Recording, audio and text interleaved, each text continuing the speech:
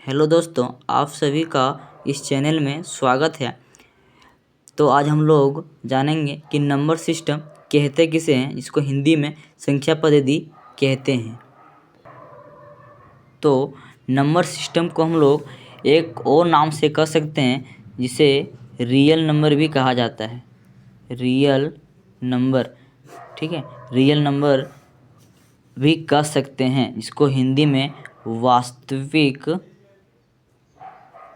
वास्तविक संख्या कहते हैं। ठीक है, तो हम लोग नंबर सिस्टम उसे कहते हैं जो दुनिया में जितनी भी संख्या पाई जाती है, तो उसे हम लोग नंबर सिस्टम कह सकते हैं। तो नंबर सिस्टम में क्या क्या आता है, देखो, नेचुरल नंबर जिसे हिंदी में प्राकृतिक संख्या कहते हैं, और होल नंबर जिसको हिंदी में पूर्ण संख्या कहते हैं, इंटीजर जिसको हिंदी में पूर्णांक कहते हैं, इवन नंबर जिसको हिंदी में सम संख्या कहते हैं, ऑड नंबर जिसे हम लोग हिंदी में विषम संख्या कहते हैं, प्राइम नंबर जिसको हिंदी में अभाज्य संख्या कहते हैं, कंपोजिट नंबर जिसको हिंदी में हम लोग भाज्य संख्या कहते हैं। तो ये सब का हम लोग उदाहरण समझ सकते हैं।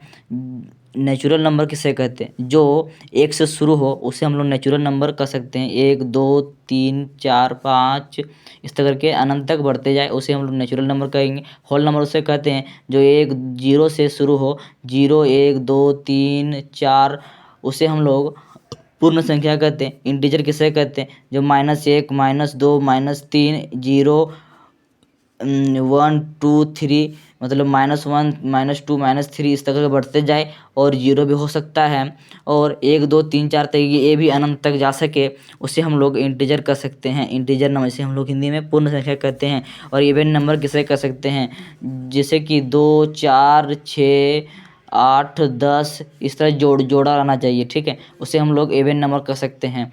और ऑड नंबर हम लोग किसे कहते हैं, जिसे हम लोग विषम संख्या, जैसे कि 1 3 1 3 5 7 9 11 जो बिजोड़ा हो, ठीक है, उसे हम लोग ऑड नंबर कह सकते हैं। 1 3 5 6 7 9 इस तरह करके बढ़ते जाएगा। और भाज्य नंबर किसे कहते हैं, तो भाज्य नंबर में आ जाएगा 2 3, ठीक है। अभाज्य नंबर है तो उसमें आ जाएगा 2 3 5 7।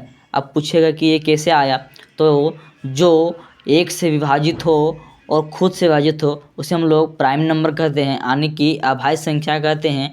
और कंपोजिट नंबर हम लोग उसे कहते हैं जो एक से विभाजित हो, खुद से विभाजित हो और अन्य किसी संख्या से विभाजित हो, उसे हम लोग कंपोजिट नंबर कहते हैं, यानी कि भाज्य संख्या कहते हैं। इसमें आ सकता है 4 6 8।